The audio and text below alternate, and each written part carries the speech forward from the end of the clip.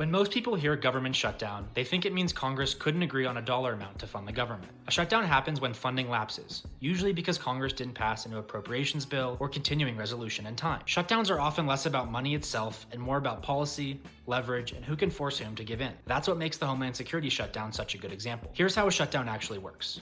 When funding lapses, agencies don't just disappear, they split workers into categories. That's why, during this DHS shutdown, TSA officers are still showing up to screen passengers. My point is, while this is a budget fight, the real dispute is over immigration policy and what gets attached to reopening DHS. Democrats have pushed to condition funding on changes to immigration enforcement after the Minneapolis killings earlier this year. Republicans have resisted, and Trump has tied any DHS funding deal to the Save America Act, a totally separate piece of legislation. The shutdown is functioning as leverage. The budget may be the mechanism, but the actual fight is over policy and power. And that, to me, is the part people should pay attention to. A shutdown doesn't just show that Washington is dysfunctional. It shows you what politicians are willing to interrupt in order to win a larger fight. It turns an abstract disagreement into real-world pressure on workers, on travelers, on agencies, and eventually on the public. So when you hear shutdown, don't just think Congress couldn't agree on a number. Think, what is this really a fight about?